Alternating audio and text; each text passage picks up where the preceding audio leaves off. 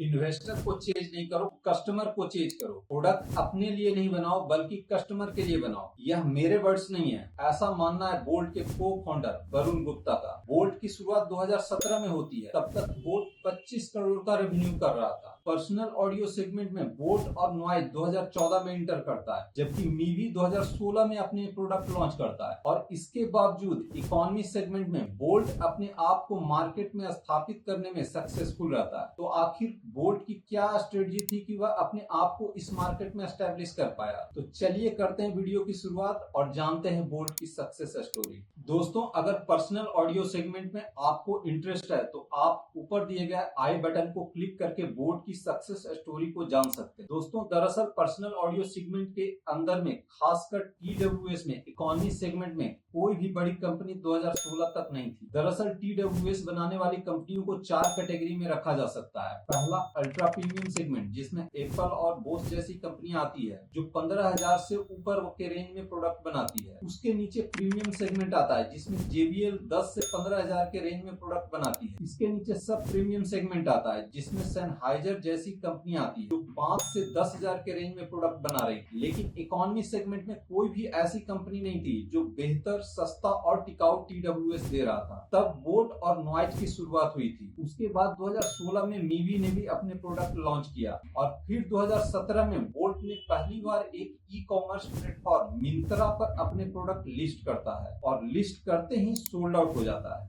Bolt के को founder Varun Gupta की यह चौथी स्टार्टअप थी। इसके पहले MBA इंटर्नशिप के दौरान अपना पहला स्टार्टअप शुरू किया था। बाद में स्नैपडील में काम करते हुए दूसरा स्टार्टअप किया और इसके बाद 2015 में तीसरा स्टार्टअप किया। वरुण गुप्ता कहते हैं यह स्टार्टअप जरूर फेल हुए, लेकिन लर्निंग फेलियर से ही ज्यादा मिलता है। बोल्ट को शुरू करने से पहले वरुण गुप्ता चीन की फैक्ट्री में लगभग 1 साल गुजार चुके थे, जहां उन्हें ऑन ग्राउंड वह सारे स्किल सीखे जिसकी बदौलत बोल्ट को आज इस मुकाम पर पहुंचाने में सक्सेसफुल हुए। जैसा वह कहते हैं, प्रोडक्ट अपने लिए नहीं बनाओ बल्कि कस्टमर के लिए बनाओ, और इसीलिए वरुण गुप्ता ने प्रोडक्ट बनाने पर ज्यादा फोकस किया। 2017 तक वायर्ड ईयरफोन का डिमांड कम होने लगा था और वायरलेस ईयरबड का डिमांड काफी ज्यादा आने लगा था, और इसीलिए बोल्ट ने अपना पहला प्रोडक्ट ट्रू वायरलेस स्टूडियो बनाया। दरअसल 2016 में एप्पल ने ट्रू वायरलेस स्टूडियो इंट्रोड्यूस करता है जिसका नाम एयरपॉड था, और लगभग इसी समय मोबाइल फोन कंपनियों ने ईयरफोन फ्री में देना बंद कर दिया, जिसके कारण पर्सनल ऑडियो बिजनेस में एक बड़ा गैप तैयार हो जाता है। और चीन एक ऐसी कंट्री है जिसे नकल करने में महारत हासिल है। तब चीन धड़ल्ले से सस्ते TWS बना रहा था। वरुण गुप्ता तब चीन में ही थे और उन्हें चीन के मार्केट की अच्छी समझ थी। प्रोडक्ट कहाँ बनता है, प्रोडक्ट की क्वालिटी कैसी होनी चाहिए, बड़े लॉट में प्रोडक्ट लेने से कैसे प्रोडक्ट का प्राइस कम हो जाता है, बड़े लॉट में प्रोडक्ट लेने से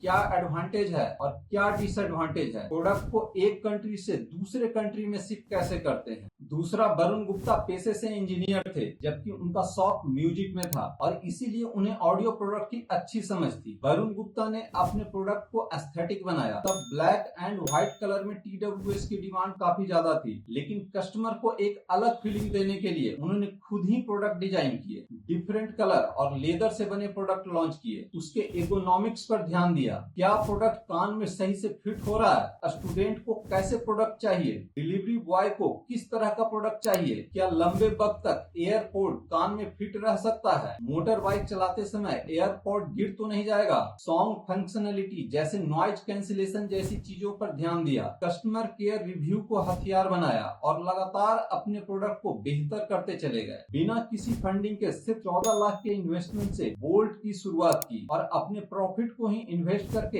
इतनी बड़ी कंपनी बना डाली। 2024 में बोल्ट का रेवेन्यू 700 करोड़ रुपए था, जबकि 2023 में बोल्ट का रेवेन्यू सिर्फ 500 करोड़ रुपए था। यानी एक साल में बोल्ट का रेवेन्यू 40% से इंक्रीज हो जाता है। बोल्ट ने अपने प्रोडक्ट पर ध्यान तो दिया ही, इसके अलावा उसने मार्केट ट्रेंड को भी पकड़ कर रखा। पर्सनल ऑडियो सेगमेंट में वायर्ड ईयरफोन की जगह TWS का डिमांड ज्यादा था और इसी ट्रेंड को देखते हुए बोल्ट ने अपनी एंट्री TWS के साथ किया। आज बोल्ट के रेवेन्यू में TWS का शेयर 55% है, जबकि नेकबैंड का 25%, स्पीकर का 10% और हेडफोन का 7% है। 4P of marketing is product, price, place and promotion. Bolt ने अपने प्रोडक्ट इकोनॉमी सेगमेंट के लिए बनाए और इसके प्रोडक्ट की प्राइस देखें तो यह भारतीय मार्केट के लिए बिल्कुल फिट है, क्योंकि भारत की 100 करोड़ आबादी इकोनॉमी सेगमेंट के प्रोडक्ट खरीदती है। प्रमोशन यानी मार्केटिंग की बात करें तो वही फॉर्मूला जो फर्स्ट क्राई ने अपनाया था। दरअसल ऑनलाइन सेलिंग के मामले में अधिकतर ब्रांड अपने खुद के पोर्टल से ज्यादा third party e commerce portal से अपने सामान बेचती है। आज भी इंडियन कस्टमर बड़े ई कॉमर्स पोर्टल जैसे अमेजन, फ्लिपकार्ट, मिंत्रा से ही सामान खरीदना पसंद करते हैं। शायद भारतीय ग्राहकों को अपने पैसे फंसने का डर है, या कहें छोटे ब्रांड के वेबसाइट से सामान खरीदने के आदी नहीं है और इसीलिए वह किसी भी पार्टिकुलर ब्रांड के वेबसाइट से सामान नहीं खरीदते हैं। लेकिन फर्स्ट क्राई पहली कंपनी थी जो अपने प्रोडक्ट अपने वेबसाइट के थ्रू बेचने में सफल रही। आज भी first cry third party e commerce market place के थ्रू अपने प्रोडक्ट नहीं बेचती है और उनकी मार्केटिंग स्ट्रेटजी ऐसी है जिसे हर कोई कॉपी करना चाहता है। आप लेंसकार्ट को देख लो,